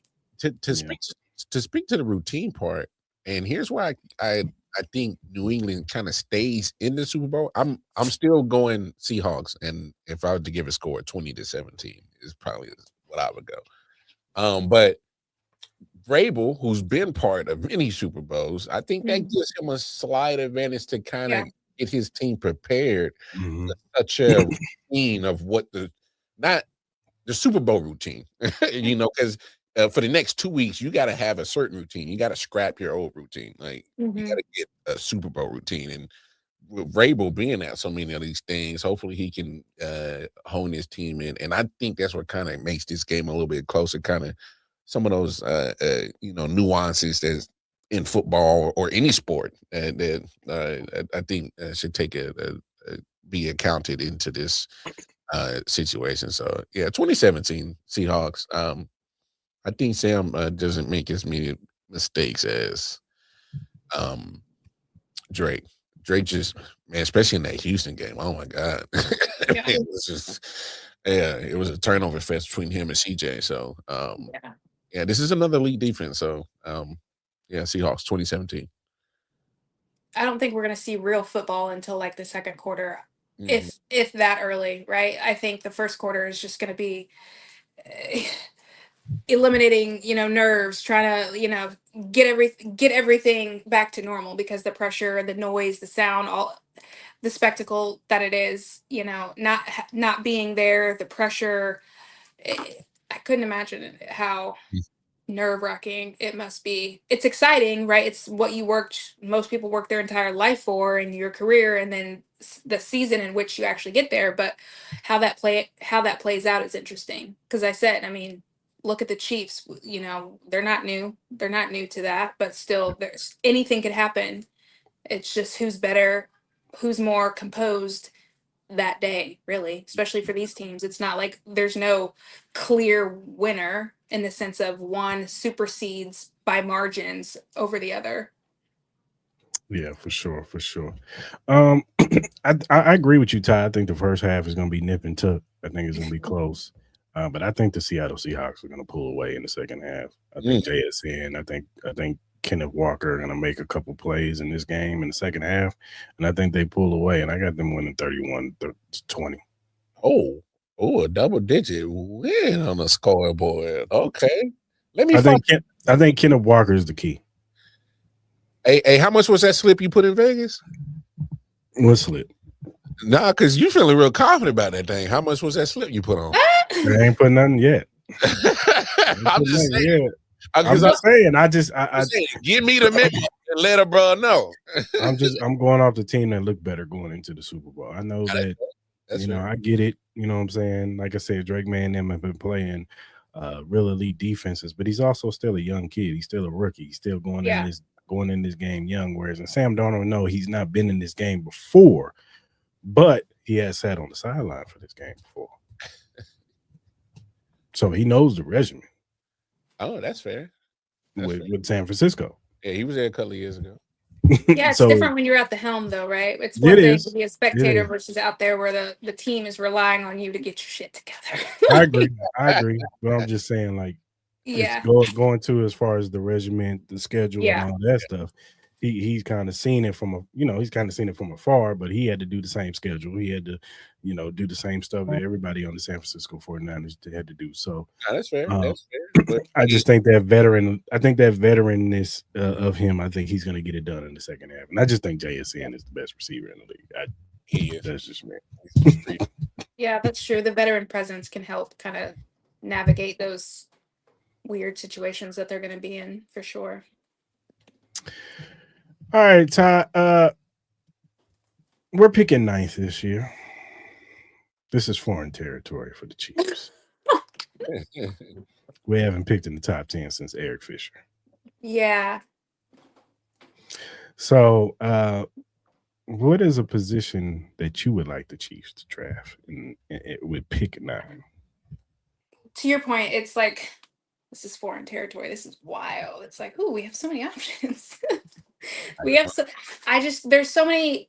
I don't want to say there's so many positions or there's so many things we need, because that, I don't know if that sounds dramatic, but to your point, like the running game, there's things that we need to focus on more so than others. And so, I mean, I think a running back would be great. I don't know, because we have that, but there's also free agents and for different opportunities there. And so I would say No, I agree. If they don't go, because I do think they're going into free agency, like that's going to be their number one position. That's what I was thinking as well. So, and I think the person that they tried to trade for, I think they're going to try to hit him up first, Brees Hall. I think they're going to be like, look, we tried to trade for you because we wanted you. They a little pricey with the pick. We need that. We only got 6 of these things, bro. But give you a little change. Give you a little $12 million a year. Come on, not a little change. Come over here and be a Chiefs, man. It got to be a little change because I love Paul, but he gotta show that he could stop the injury little situation. He was healthy this year. That was this year. How many years has he been a professional? Man, you wouldn't want to be him. You wouldn't want to be. Oh, that's right. You right, Mark. You right. But that was trade up. I'm talking about like they earned that 9th spot this year. Yeah. That was a trade up, Mark. I mean, running back, I think should be number one. Obviously, O-line. They always need help. Defensive line is my thing. Well, defensive line too, but I don't think we've seen enough from their offensive line to be like, yeah, we fix the left tackle, we fix these positions, we fix. Oh, really? All of them. Well, you don't like Justin Simmons? I do, but he needs to get in there more. And he did have his situation, his predicament, and so I'll give him that. But I haven't been wowed. I'm like, yeah, he's our saving grace. And so I'm still a little pretty damn good. I mean, he did play good. I'm just like, no, that's the first time I've heard that. I'm just like with Tooney being gone and all of the changes that have taken place, and maybe it's just a matter of continuity, getting people in there for a longer period of time, playing together, it being more consistent, and it's like, okay, well, we have to pull this person from here because this person's gone, and so it's just a matter of like shuffling the deck. Whereas like if we can get people in here, if we can keep them healthy, if we can keep them in their positions in which they were hired to do, then we can see what it plays out. And so no, I think he played really well. As far as like them drafting, I don't think that they necessarily need to draft. I do think that we need to have like making sure that we have options and backups and like for those said positions, because we always put ourselves in a position, especially of recent, where it's like, oh, we have this person and then they're gone for some reason, and it's like, well, we don't have anybody in that place that is being developed in the manner in which that one was being developed. And so then we put ourselves in a position like this season where it's like we're pulling pieces and we're grasping at straws to make something work in these games, and it's not working. And so not necessarily O-line in the sense of like drafting, but I think we need to be more conscious about, okay, if these are our ones, we need to make sure we have our 2s and our 3s and making sure that they're being developed in the same capacity, because we find ourselves in these positions and we're like, oh, we focus too much on X, Y, and Z. And it's like, now we're okay, well, we're going to pull this person and we're going to, pray for the best. And it's like, I hear you. Okay. Yeah. But no, running back is number one for sure. And then just capitalizing on free agencies and seeing what's out there. But that's always been their route. I just need them to be more consistent with it. That's concept, Mark. What do you say? When he says they were in shotgun way too much, I said that's concept. That's Andy. Like that's Andy. Andy loves shotgun. That ain't going nowhere.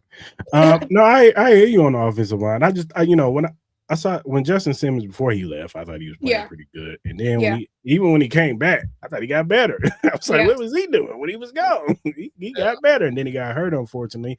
I thought Kingsley made strides from week 1 to whatever, week 17, 18, whatever. I thought he played really well at the left guard. Now, Mar will tell you, I wouldn't have paid Trey Smith all that money. I wouldn't have paid him. I would have paid Joe Tooney, and I would have put Kingsley on the right side. That's just me. But I understand what the Chiefs was thinking. They were thinking like, we're gonna put him over. We're gonna put Trey over there with Jawan Taylor because he has his issues, and we're gonna put Kingsley over there by Creed because help him out on that left side. So I need Taylor to tighten the fuck up. Well, you ain't got to worry about that no more because he's gonna be gone. No, I know, but wherever he goes, it don't even matter. He's somebody else's problem. I was just like, oh my God, watching. I'm like, do you realize you're the problem? Like, sir? Yeah. He's no longer a problem, but I'm like, how are you still here? And I think that once he gets cut, I think the plan is possibly Jalen Moore that they signed in the offseason last year, put him on the right side. Maybe even me and Mar were big fans of this guy, Esapole. I thought Esapole played pretty good at left tackle, even considering that he's a undrafted free agent. I thought he played pretty well at the left side, but put him on the right side. Maybe him and Jalen Moore battle it out. Maybe they save some money and cut Moore and go a different direction or whatever, and then maybe draft a guy like the 4th or 5th round or something like that. But or sign somebody in free agency. So shuffle the deck, but then like figure out who is best suited for that, and then just like go with that. It's the moving the pieces around all the time and like closing your eyes, pulling a straw, and figuring out who's going to go where. That doesn't work. And you can also see how that negatively impacts Patrick as well, because like there's no consistency. He doesn't feel safe. He doesn't feel comfortable, and like one thing affects another, and so it's just a domino effect. And so you need to like strategically figure out what that offensive line looks like, stick with that, and move forward with that instead of like using every game every game is not a practice. Like figure that shit out before we get here. Yeah, I hear you. They tend to do that. But my major thing, and I don't maybe Mark can agree with me on this one, is that I think defensive line is number one. I think we need to fix this pass rush because Chris Jones ain't getting no younger. He's not. And we need life. We need life after Chris Jones. Just like we talking about Travis Kelce, we need life after Chris Jones. He's be 32 and going into the season. George Karlaftis has not taken he took a step back last year. He did.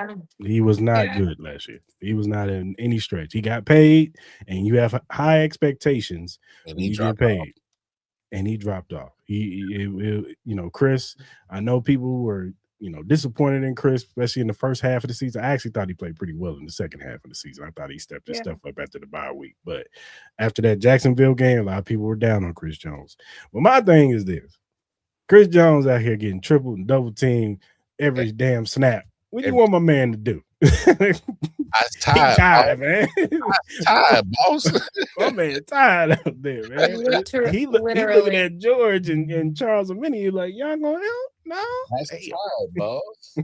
Yeah, and I think that goes back to your point with like the Travis Kelce thing. The expectation is for him to come in Captain Save-A-Ho and figure it out when everybody else falls to the wayside. And so, no, I do agree. Like, you're going to have to plan for his exit. He can't be here forever, nor can he be the same version that he once was. And it'll be interesting, but I do agree. Like they need to plan on that as well because he can't do everything.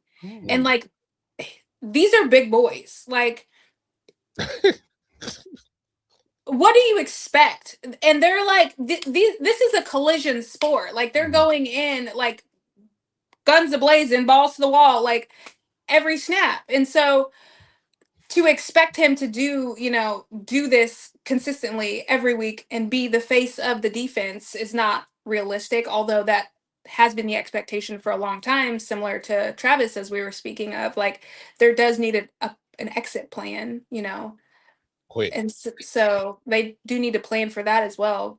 Because, I mean, I don't know what this whole thing is like after people get paid, they decline, which fine, you got your money, but that's been the case for a few. Forever. Yeah. We'll see.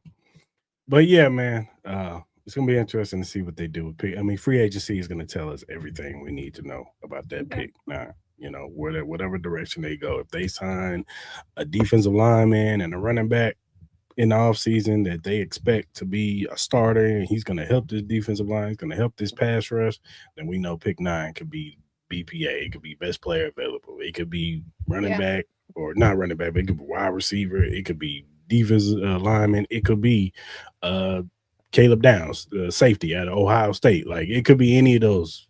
You know what I'm saying? Like, it could be any of them. So it'd be a wild card pick for real. Literally, yeah. Been on the offensive line, I'll be mad. Yeah. So so free agency will kind of dictate what that looks like. So that'll be interesting to see how it all plays out. Yeah, for sure. All right, Ty, man, thank you for coming on the show today. We appreciate you giving your insight, giving your insight about the Chiefs, man. We definitely appreciate you coming on. We definitely got to get you back on the show once free agency kicks off and, you know, all the moves are being made and all that good stuff. And, you know, get your insight on that. Oh, yeah, because I'm going to have to talk my shit because they better not piss me off because I got nothing but time. Like, nothing but time. So, yeah, they need to get it sorted because we have only a few months before stuff is up and running for off-season OTAs and all that. So, like, they need to get it sorted. Yeah, for sure they do. They do. Because I do all the summer stuff. I go up to the training camps. I go up to all of that. So they will hear from me. Yeah, for sure. Tell everybody where they can follow you at, all your social media stuff, so you know they can. All my social media is tybaby.more for TikTok, Instagram. I just chat shit, talk sports, argue in the comments. I enjoy sport. It's mainly football. Obviously, as football comes to an end, I talk about basketball and other sports.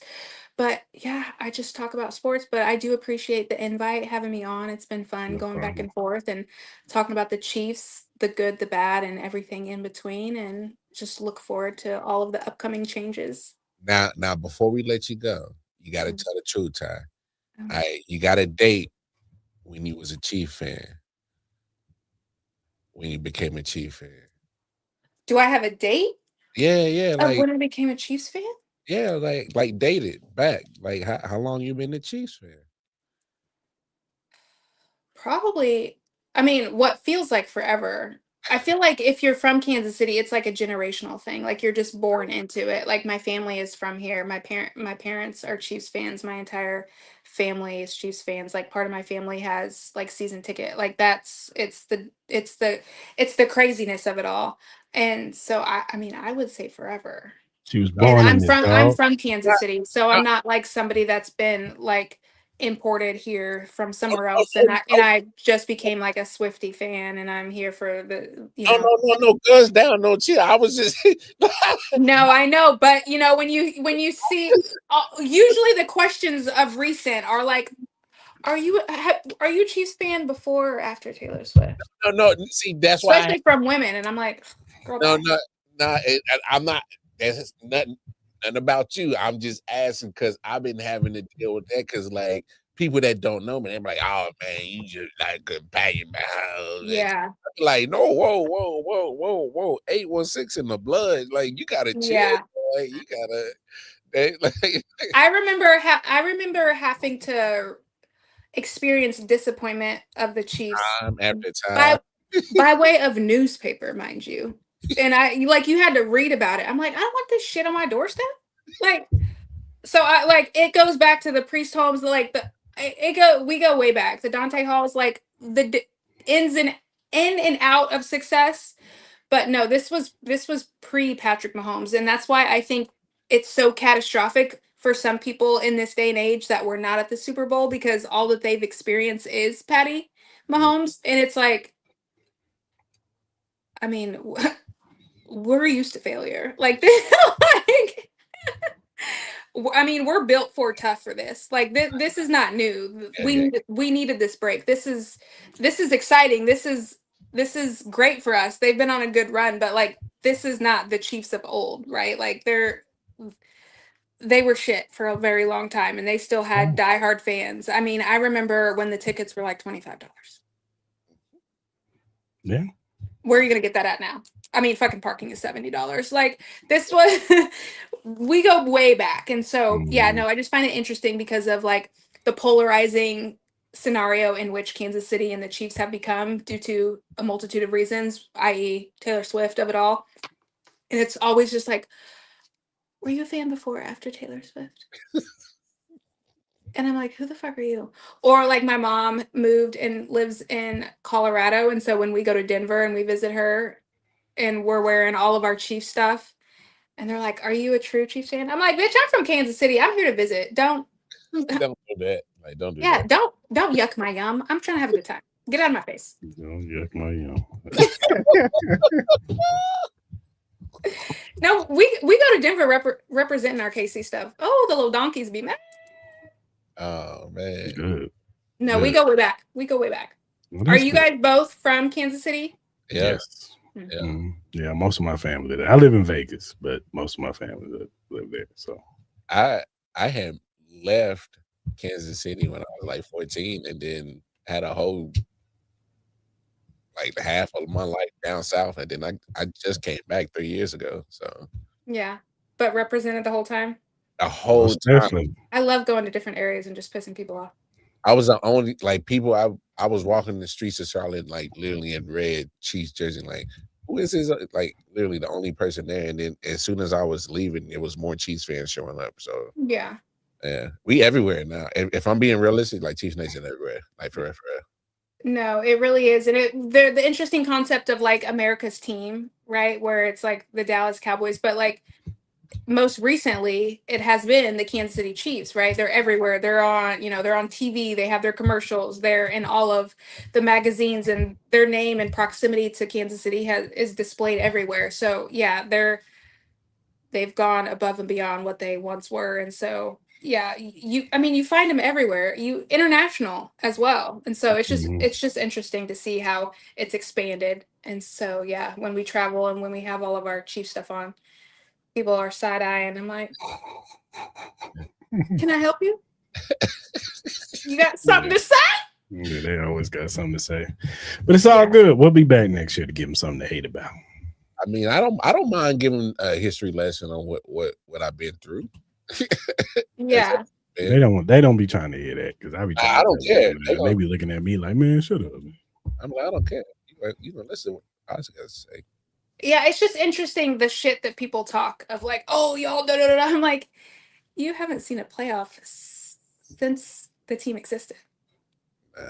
Trying to talk to somebody that's got 4 rings, please don't. Please don't. It's embarrassing. Yeah, for real.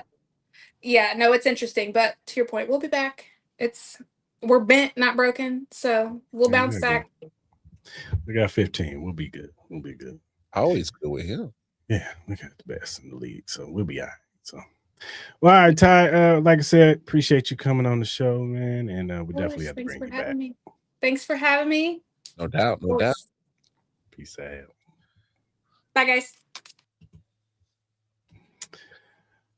All righty, man. Appreciate Ty coming on the show, man. Definitely good hearing her insight, man. She's definitely knowledgeable on the Chiefs. Yeah, we always try to bring different content creators in here that love the Chiefs, man.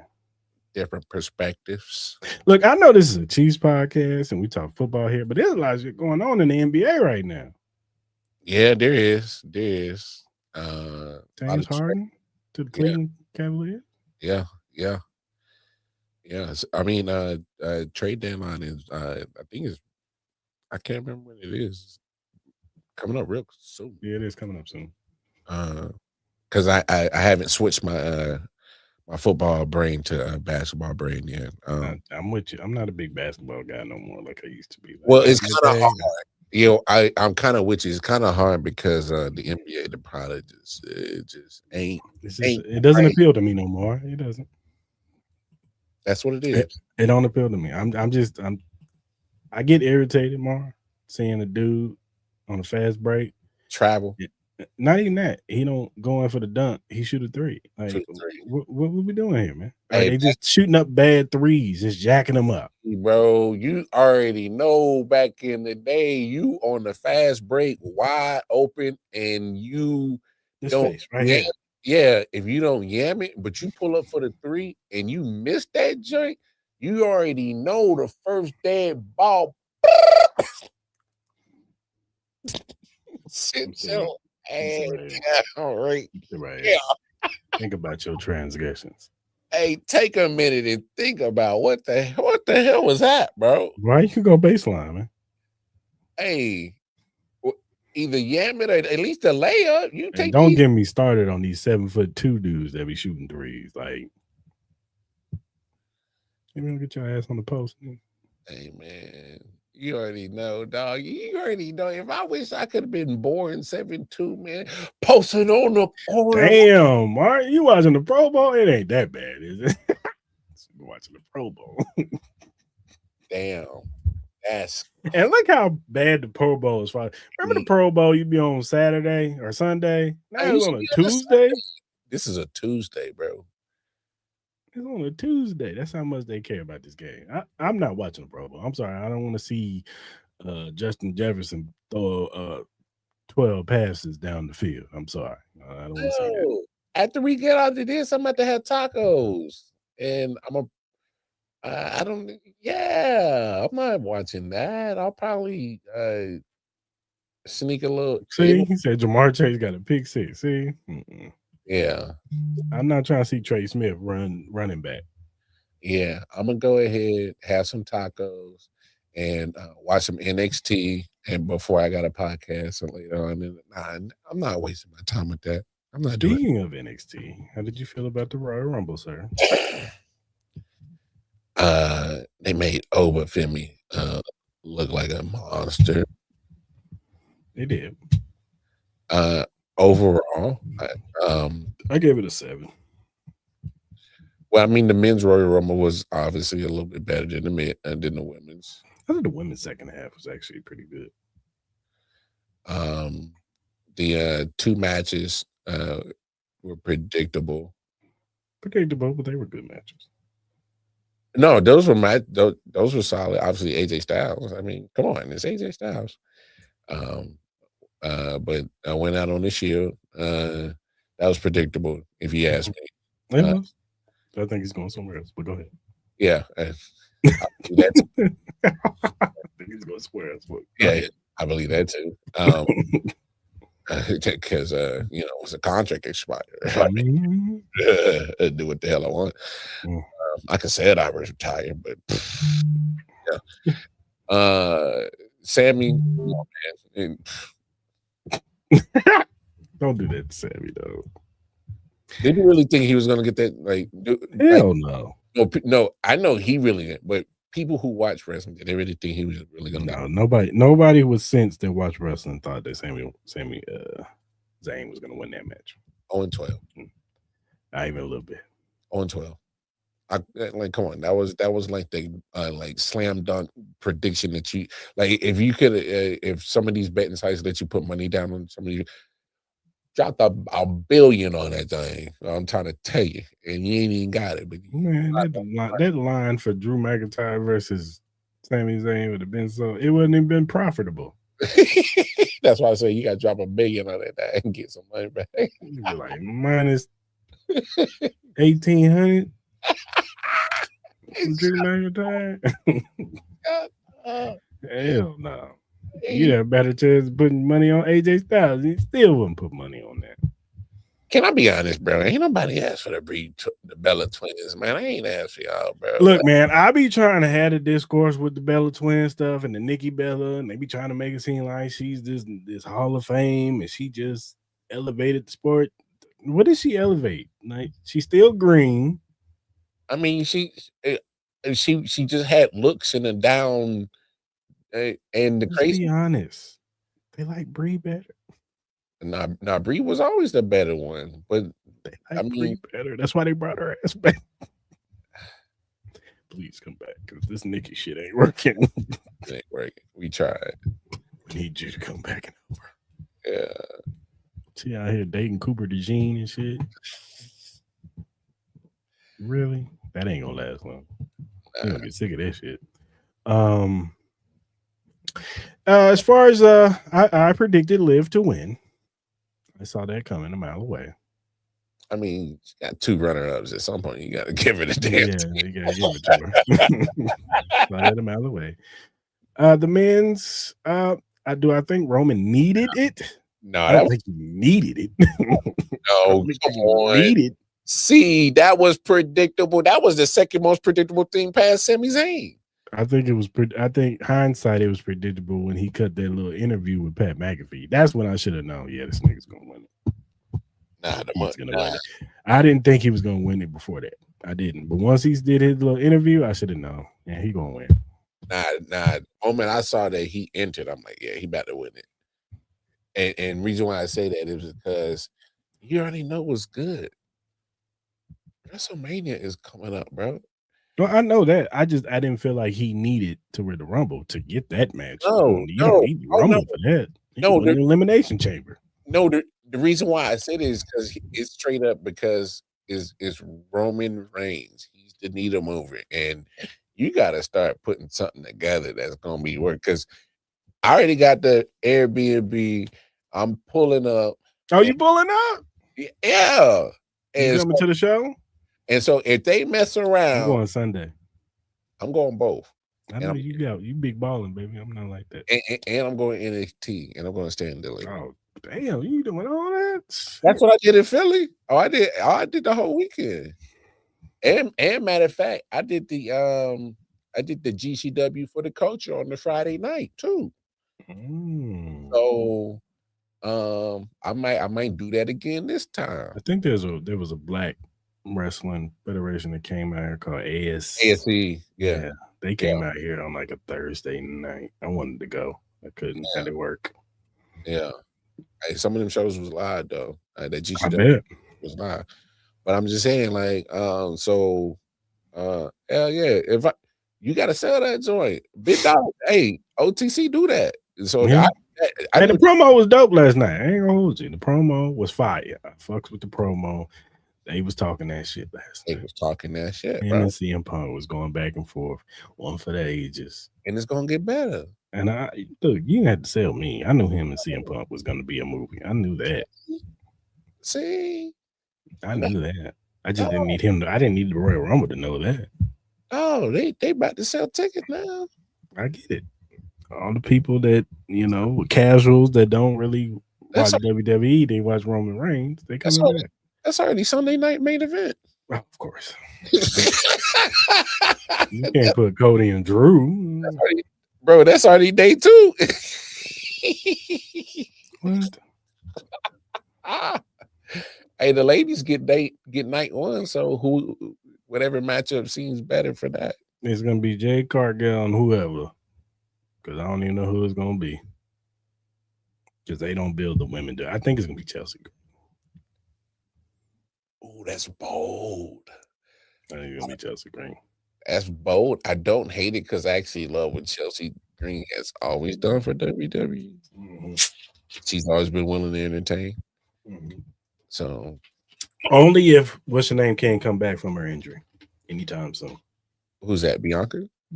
Because of course, the main event, the main match to make it WrestleMania is Bianca Belair versus Jade Cargill. Come on now, what are we doing here? When Jade Cargill got signed to WWE, everybody was talking about that's the match right there. Ever since they split them.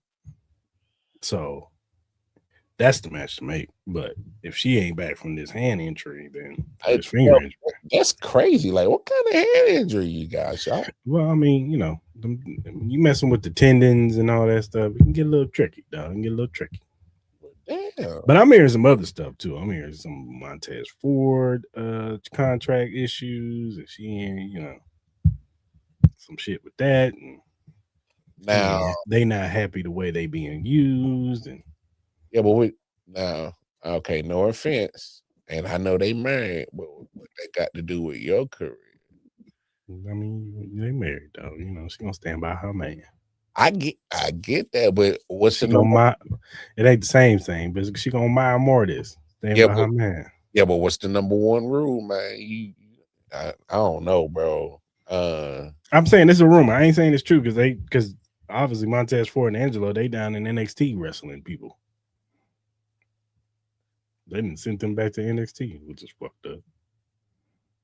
Yeah, that's crazy. Hey, War Raiders, dog. Hey, man, go and ask for y'all release, dog. They treating y'all like trash over there, dog. Hey, my man Obafemi come out here and just squash y'all. Like, that's crazy. No, they did what they were supposed to do. Nah, man, you can't do that. You already buried your tag team division as it is. Well, for the men. Yeah. For the men. They Damn. did bury that thing. I'm so sick of seeing New Day and Usos and I know we getting Alpha Academy, but they gonna get beat the hell up against the Usos. They probably lose.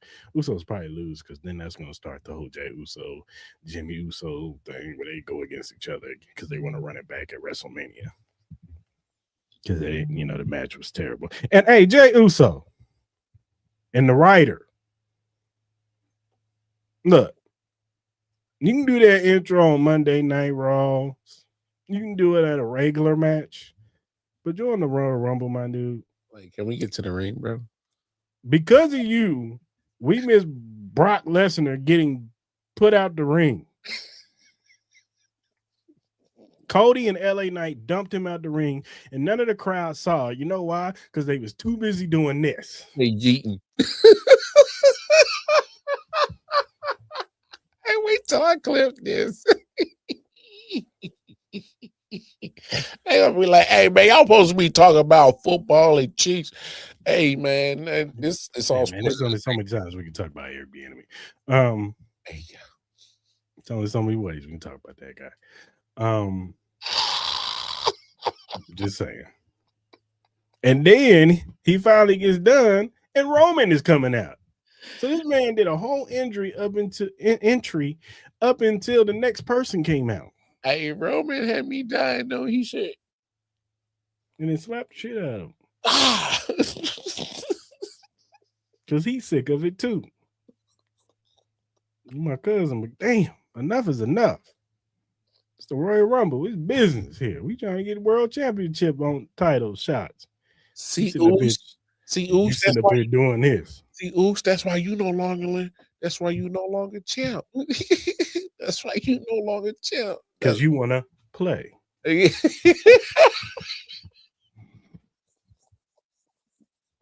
You can't be head of the table when you want to play.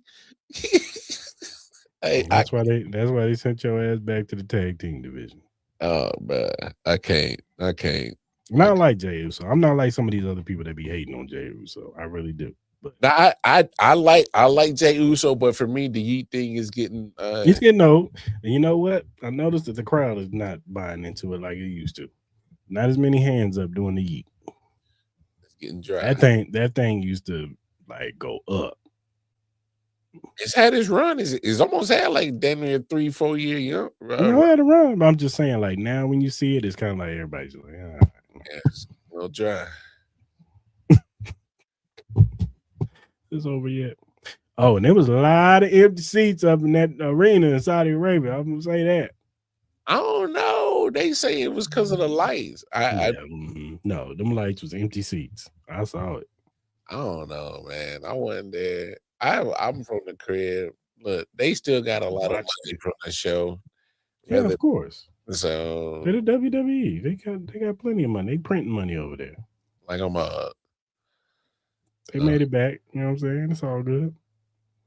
Like I'm gonna be interested to see what they do with Obafemi. We all know that Logan Paul is the one who beat up Braun Breaker before the match, right? Somebody in the division did. It's Logan Paul. Because he was the one that suggested, oh man, we gotta win this, and the person who gotta win is Braun Breaker. Braun Breaker. Yeah, he did. Braun Breaker. Yeah. And then you came out and kicked him in his face, curb stomped him. Yeah, well, you. So we're gonna see.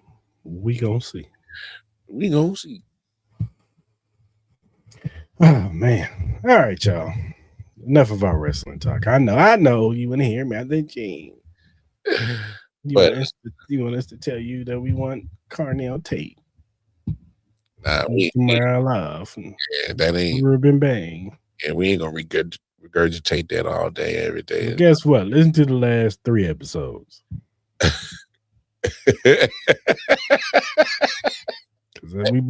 We said in the last 3 episodes, man, last 4, 5. Yeah. You sound like an old daddy, bro.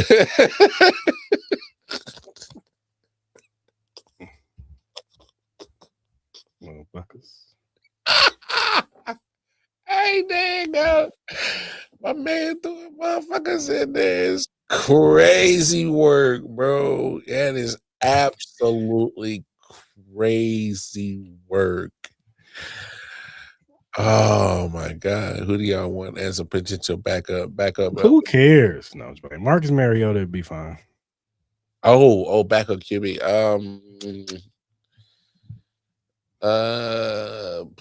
We got him yesterday. What's his name? Joe Hayner? Jake Hayner, whatever his name is. Yeah, a former Saint. Nah. That's gonna be QB4 because you know they're gonna bring Oladokin back at 3. No, they're not. He's done. I'm kidding, man. He played his way up out of it. He kept turning that football over way too much. And like, yo. We tried, sir. Retry, boss. I don't know, man. Jake Hayner, man. You don't know? Fresno State finest. Oh, you say Marcus Mariota. Marcus Mariota, Jameis Winston, you know. I was thinking Jameis. But he's not even a free agent. He's still signed to the Giants. Oh, is he? Oh, see, because I'm not one of them cats that I be forgetting to go look at people's contract situations. Yeah, he signed a 2-year deal. Okay, well, scratch that.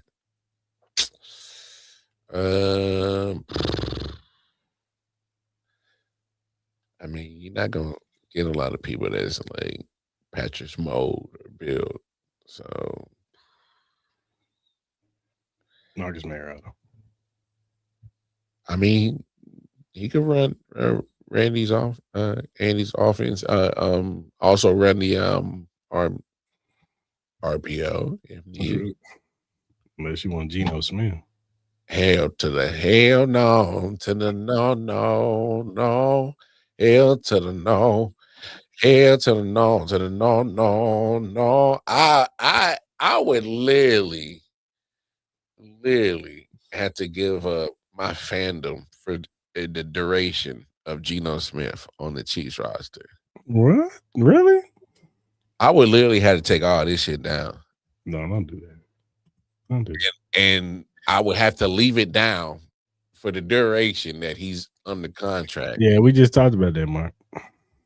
And unless he leaves the building, then I can't put the shit back up. I couldn't wear no Chiefs gear. I would have to denounce my fandom the whole duration of Geno Smith. Yeah. As a Chief. We just need somebody to hold it down for 4 games, just in case. It can't be that motherfucker though. What if Andy like reinvents him? What if it was the Raiders and they just cursed? Did you see what I just saw? I saw the Raiders. That's what I saw. No. I ain't talking about the Raiders. We know what the Raiders do. Raiders do Raiders shit. That's a well-known fact. I ain't talking about that. I'm talking about, did you see what Geno did, though? He was bad. He was terrible. Okay. Because Chip Kelly is terrible. Okay. That's why his ass got fired. Okay. I'm just playing, dog. I know. How do you feel about Clint Kubiak as the new head coach of the Raiders? I mean, okay. Dog, do we not know how this story ends? If you don't know, if you don't take one thing away from this podcast, an Arrowhead T podcast between Wildcard Mind and Cris Style, there's one thing that you gonna understand. All right, Raiders do Raiders shit. It don't even matter who the hell the damn head coach is. He might give them boys 1 or 2 promising seasons. But for the most part, it's going to be some straight boo-boo because they are operating with a boo-boo mindset. Tom Brady ain't fixing nothing in there. He ain't about to change a whole history of just stupidity. He's trying to, man. Okay. They about to get Fernando Mendoza. Oh, man. They got $110 million in cap space. Shit.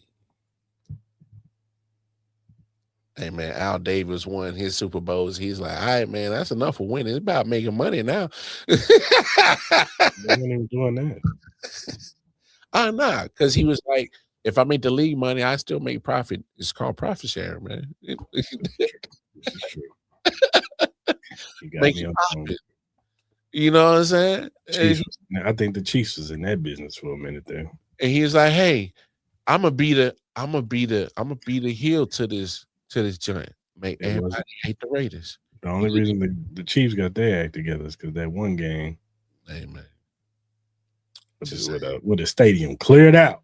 I remember that game. I forgot who was playing, but that stadium cleared. I ain't never seen Arrowhead clear out. It was only the second quarter, I think.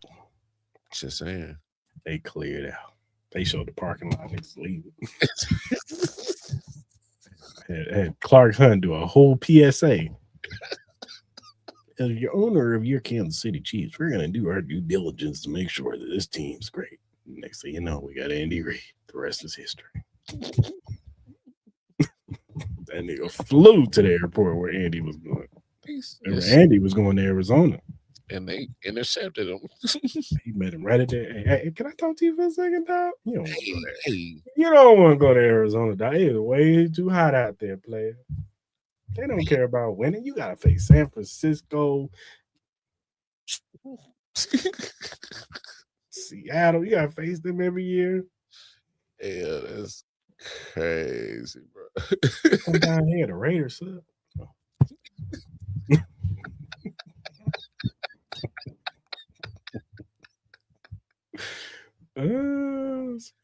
We got all that nice barbecue. Come on up here, man. You they ain't got nothing in Arizona, man. We got some of the best beef around the country. Get you a nice cheeseburger. Nice cheeseburger. Put some gay sauce on it. There you go. Hey, you got to chill, bro. Some Tums. Get you some Tums, too. Now you got heartburn. Hey, guzzling it down with a Diet Coke is the most craziest shit in my effing world, bro. I ain't messing with you, bro.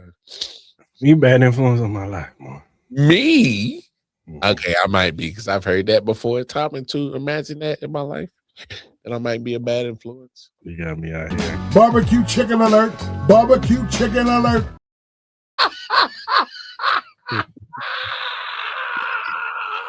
Hey, wrap it up, B. Oh, man. You look at the screen, you'll see the our Red Friday Chiefs Kingdom shirts. You can scan that QR code and go to any of our social media platforms and go to the Print 5 link. Click on it. You can get our shirts. $25 plus shipping. We got other merchandise on there. We got our Arrowhead Cheap Podcast shirts with the big three on the back: Travis Kelce, Patrick Mahomes, and Chris Jones. So go ahead and get a shirt, man. Show your support to the pod. Hey, Chris. Hey, if we had Geno playing 4 games for the Chiefs, what would happen for the Chiefs? Barbecue chicken alert. Barbecue chicken alert.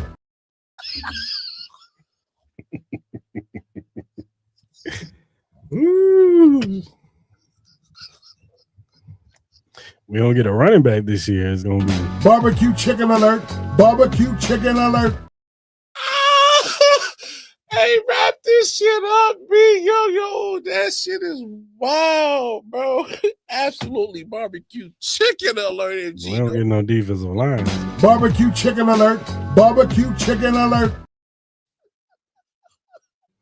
It'll be. All right, I'm done. My bad. Oh my God, I'm clipping all that shit right now. Whatever streaming platform you use, whether it be Spotify, Apple Podcasts, Amazon Music, iHeartRadio, whatever you use, go ahead and subscribe. Go ahead and listen to us, our audios, man. If you can't watch it on YouTube.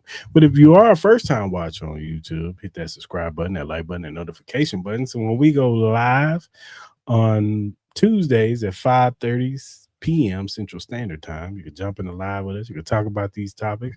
Shout out to Mark, you know what I'm saying? Shout out to Ty. She came on the show. We usually have a guest on to come give their opinions, you know what I'm saying? But, during the season, if we don't have a guest, it's just me and Mark, and that's all right, because we hold it down. You know what I'm saying? We're the only ones that can bring you entertainment like this. That was Barbecue chicken alert. Barbecue chicken alert. That's absolutely insane, bro. You get that type of entertainment when you subscribe to this channel. Lord. Ooh. And whatever social media platform you use, whether it be X, Instagram, TikTok, Twitch, Threads, Facebook, that's everything. All social media platforms. Go ahead and follow us. Because we're not Hollywood over here. We're Hollywood. Joe, you are fired. Man, what is going on with Brody, man? He on that. I told you that's that Parmesan. See, yeah, he must have switched. Now I don't know if I want to bring him on the show next week. We'll see though. I gotta think about that one. Joe, you a lot. You come on the show. You see Mar, he's got his head down. Hey, only if you can't drink the Parmesan. No, he's drinking that. I know he is. But anyway, if we're not Hollywood over here, we Hollywood over here, which means if you mess with us, barbecue chicken alert. Barbecue chicken alert. That. I'm just playing. No, go ahead and follow us. We'll follow you back.